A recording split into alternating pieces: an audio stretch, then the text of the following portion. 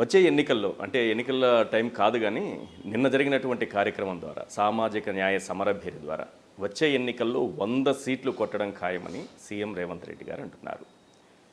ఈ ఏడాదిన్నర కాలంలో కాంగ్రెస్ గ్రాఫ్ లేదా సీఎంగా రేవంత్ రెడ్డి గారి గ్రాఫ్ పెరిగిందా తరిగిందా? ఆయన చెప్పిన దాంట్లో ఒకటి వాస్తవం ఉంది, కానీ పక్కన పార్టీ పేరు మార్చాలి. 100 సీట్లు గ్యారంటీ, అది కాంగ్రెస్కి కాదు, అది బీఆర్ఎస్కి. 100 సీట్లు కొట్టడం గ్యారంటీనా? అందులో సందేహమే లేదు. ఇది మేము అనుకుంటున్నమాట కాదు, పార్టీ నాయకులుగా మేము అంటుంది కాదు. మీరు తెలంగాణలో ఎవరిని పలకరించరు, నాట్ ఓన్లీ తెలంగాణ, అది ఆంధ్రప్రదేశ్ కావచ్చు, ప్రపంచంలో ఎక్కడైనా ఉండొచ్చు, ఏ తెలుగు వాళ్ళనైనా పలకరించండి. ప్రతి ఒక్కరు చెప్పే మాట అదే. ఇప్పుడు నాట్ ఓన్లీ తెలుగు పీపుల్, హైదరాబాదుకు వివిధ అవసరాల కొరకు వచ్చిపోయే పక్క రాష్ట్రాల వాళ్ళు కావచ్చు, పక్క దేశాల నుంచి వచ్చిన వాళ్ళు కూడా కావచ్చు, వ్యాపార అవసరాల నిమిత్తం కావచ్చు, పారిశ్రామిక వాడలు ఏర్పాటు చేయడానికి వచ్చేవాళ్ళు కావచ్చు, పరిశ్రమలు ఏర్పాటు చేయడానికి వచ్చేటోళ్ళు కావచ్చు. ఇవన్నీ ఒకవైపు. ఓకే, మీరు డెవలప్మెంట్ పారామీటర్స్ తీసుకోండి. ఏది తీసుకున్నా కేసీఆర్ గారి పరిపాలన ఉన్నన్ని రోజులు ఏముండే, ఈ సంవత్సరాల కాలంలో ఏం జరిగింది, మీరు ప్రతి పారామీటర్లో పడిపోయింది. ఇది అని చెప్పడానికి లేదు కదా.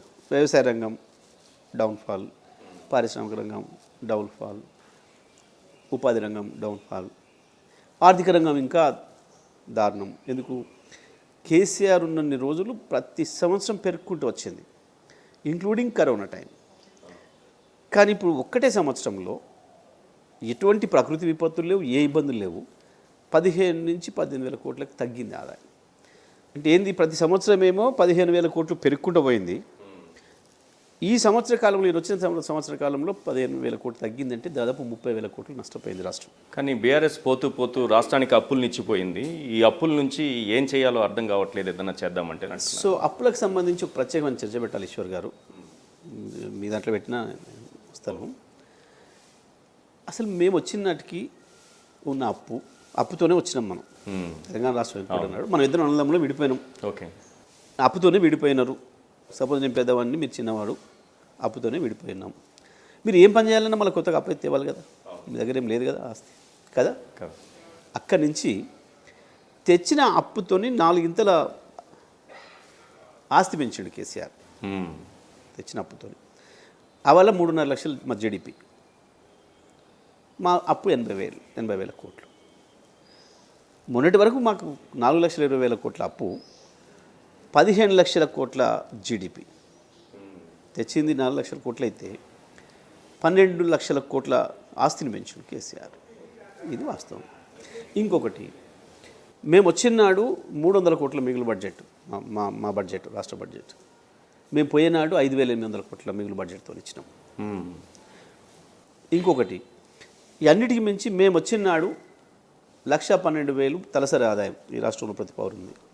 మేము వీళ్ళ చేతికి ఇచ్చే నాటికి 3,60,000 తలసరి ఆదాయం. మరి పెరిగినట్ట తరిగినట్ట? ఇవన్నీ ఒక పక్కన పెడదాం.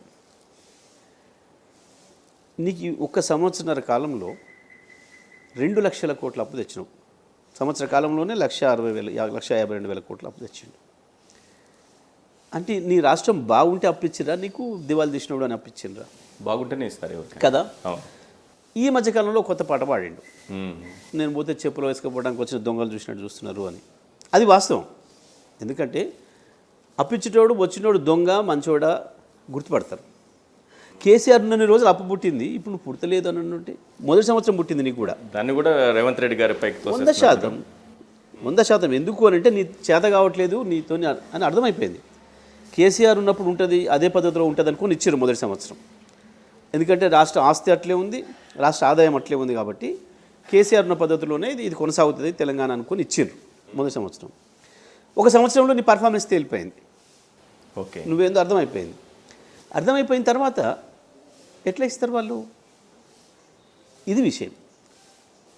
అంటే సీఎంగా కూడా రేవంత్ రెడ్డి గారు, ప్రభుత్వము గ్రాఫ్ పడిపోయింది ఒకటి, సీఎంగా రేవంత్ రెడ్డి గారి గ్రాఫ్ కూడా పడిపోయిందా? వ్యక్తిగా కూడా పడిపోయింది. ఒక వ్యక్తిగా కూడా రాజకీయాలకు పనికిరాడు. ఎందుకంటే ఈ స్థాయిలో, ఏ స్థాయిలోనైతే ఆయనకు పదవి ఇచ్చిండ్రో దానికి సరిపోయే పద్ధతుల్లో లేడు అనే భావన ప్రజలందరికీ కూడా వచ్చింది.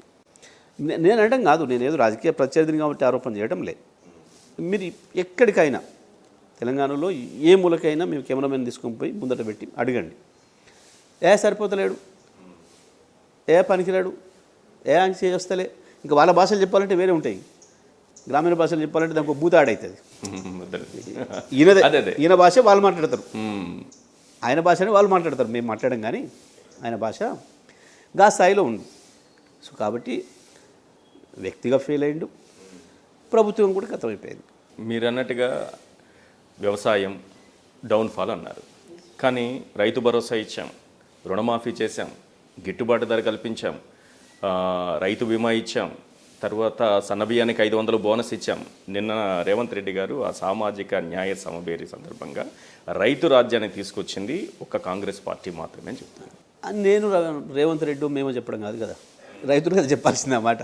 ఒక్కసారి వెళ్ళి ఒక రైతు అనిపించి తెలంగాణలో పురుష రైతులు కావచ్చు, మహిళా రైతులు కావచ్చు, వృద్ధ రైతులు కావచ్చు, 9 రోజుల్లో 9,000 కోట్లు ఎవరితోనైనా నేనేమంటున్నా, నువ్వు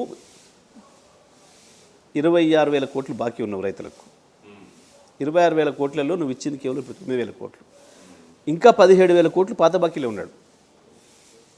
ఇంకా 17,000 కోట్లు బాకీ ఉండు. పోయిన సంవత్సరం వానకాలం ఆయన ఇచ్చింది, ఇంకా ఈ సంవత్సరం రూపాయి ఇయ్యలే.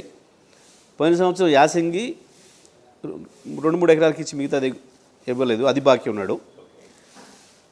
ఒక పంట మొత్తం బాకీ ఉన్నాడు.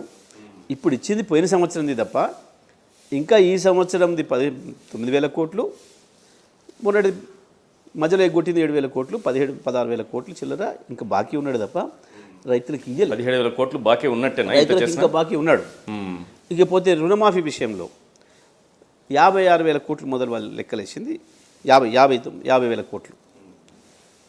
నిజంగా వాళ్ళు ఎన్నికల మేనిఫెస్టోలో ఏదైతే హామీ ఇచ్చిండ్రో 2 లక్షలకు అందరికి రైతులకు రుణమాఫీ చేస్తాం అనే మాట ఏదైతే చెప్పినారో దాని ప్రకారం 50,000 కోట్లు, 49,500 సంచిల్లరని వాళ్ళే మొదటి రోజు బ్యాంకర్స్ సమావేశంలో ఆర్థిక మంత్రి గారు అధ్యక్షతన పెట్టిన సమావేశంలోనే చెప్పారు. అన్ని మీడియాలో కూడా వచ్చింది, సాక్ష్యాలే ఉన్నాయి అక్కడ, మేము అబద్ధం మాట్లాడతలే. ఆ తర్వాత మీరు ఇవాళ చేసింది ఎంత? 20,000 కోట్లు అని చెప్తున్నారు. అంటే ఏంది? ఇంకా 30,000 కోట్లు మీరు రైతులకు బాకీ ఉన్నారు. ఓకే, మీరు మాట ఇచ్చిన ప్రకారం రైతులకు 30,000 కోట్లేమో మీ మాట ఇచ్చిన ప్రకారం బాకీ ఉన్నారు.